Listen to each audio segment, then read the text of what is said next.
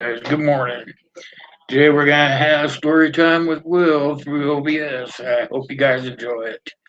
So let's get started. We left off last week, chapter 13, and happened to be that we left off with book number 7. So that's where we're gonna start out. Grab your stuff because here we go. It's Angela and Mark didn't stop until almost noon. They were both bleary eyed and exhausted as they sat on opposite corners of the tailgates with tuna sandwiches and coffee she had made. Mark had gassed their vehicles while she cooked.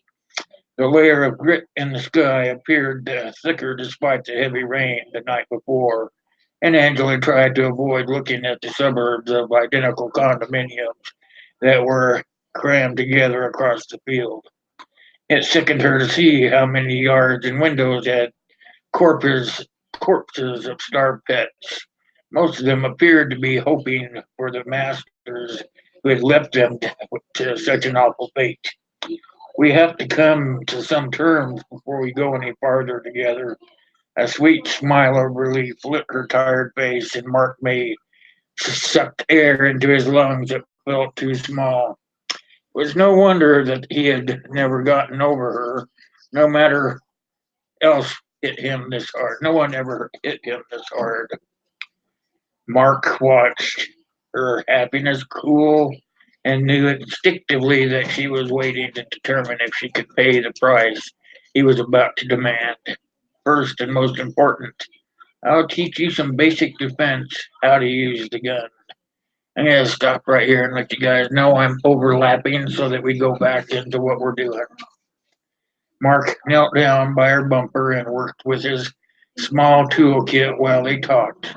Angela nodded, frowning at the thought of being close enough to him, to any man, long enough to learn something like that. Okay to both, Angela nodded, frowning at the thought of being close enough to him and long enough to learn something like that. Okay to both. Good. We'll plan routes together and share the chores.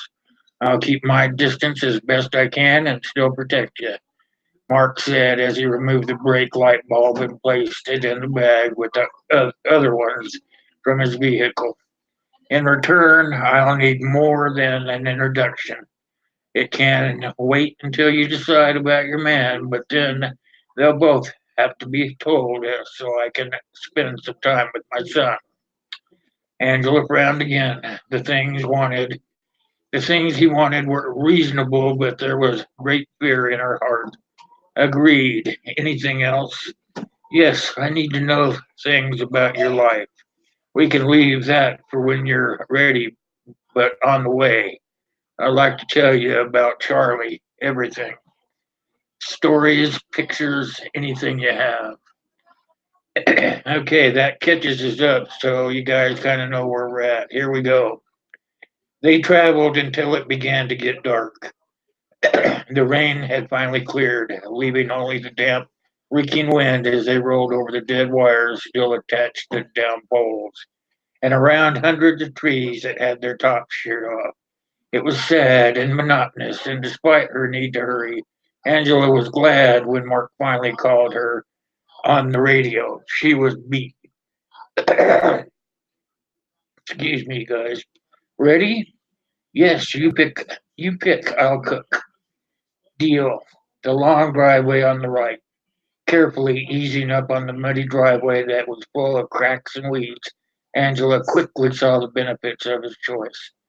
Thick trees blocked him from view on the one side, and far as the eye could see, and cornfield did the same on the rest of the property that surrounded the small farmhouse. A few of the big windows were broken, but the home looked otherwise undamaged. Mark drove towards the small carport, hoping there was room for two. He had honestly expected Angie to be driving something flashy and unusable. Her obvious seriousness about making this trip was something of a relief, as well as a worry. It spoke of someone who wasn't exaggerating.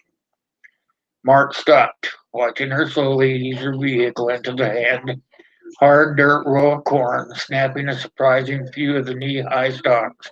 Obviously, she'd done it a few times before. Closing his mouth on the correction he had started to give, Mark waited to determine what she had in mind. Angela pulled out a rolled up camouflage tarp, and when she tossed it over her blazer, pulling gently on the stiff ends, the muddy vehicle disappeared. Mark felt that the Marine inside stir and respected her resourcefulness. Fresh recruits tried hard for 8 weeks to impress him, usually without a success. She had done it in less than a day. There should be room for both of us. She had crawled under the tarp and the radio made him jump. Copy. Angela stood on her roof, holding the tarp up so she could pull in. Mark concentrated on what he was doing instead of her. He put the car in park and killed the engine, watched her step casually across his hood and jumped down. She tugged the tarp until it had to flip up to his inside light to see by. Excuse me, guys. I gotta get a drink. Drink time. Should have had it to top off.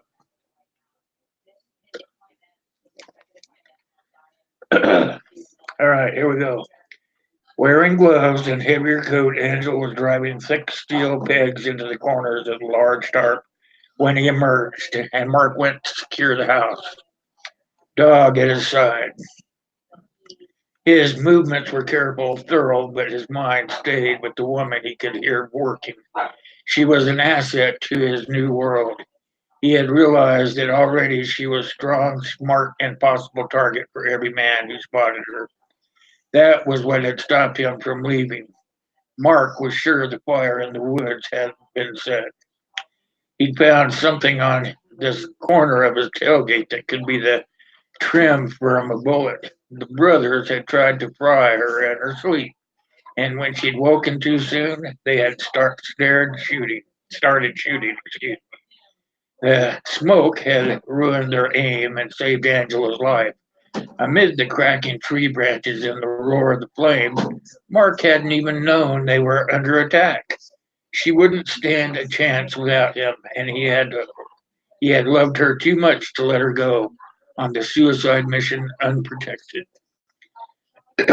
Loved? His heart questioned scornfully. Mark pushed it away. They would stay on the side roads and be careful with shooting lessons that would draw attention. One glimpse of her and we'll be under attack again, he thought. An hour later, they were settled into their bedrolls on the floor, eating and trying not to stare at each other. You don't wear any insignia. What branch of the Marines were you in? Mark was dwelling on her story of finding fresh meat in the basement of a lavish home that she passed in Edinburgh. Drawn by the lights in the windows, she had found the generator still running. There had obviously been people there recently, but she said she hadn't run into anyone while exploring the big house. What courage that must have taken. Brady, the one with no name. His words made her frown. Hadn't Kenny said about the same thing a few years ago when she asked about the last advancement? She sighed, peering at the bedroll between her and the blanket covered doorway as the wind howled outside. Kenny was going to be so pissed that she couldn't even predict what he might do. Was Mark equal to that? Like the unit? Mark peered up at her. You watched that BS every Tuesday, no matter what. Her bitter tone made his smile fade, and Mark waited for more. But there was only silence. He could feel her wanting to ask if he was to lie that good and admired her control when she didn't. Yes, he finally said, answering her unspoken question. You're sure? She asked gravely. He nodded, not quite thinking about the hardest things he'd done, but she could feel the darkness, the dirty stain on his soul, and was comforted. Him too. He's got 4 years in now. Mark's face was shuttered. Most men don't do it that long. It's dangerous work. She heard it, felt there was more, and let herself ask, how long for you? Hold on, the page is not turning.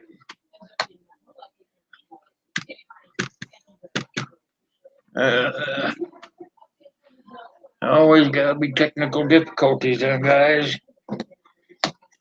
Oh, there we go. Try to get something going now. Maybe not.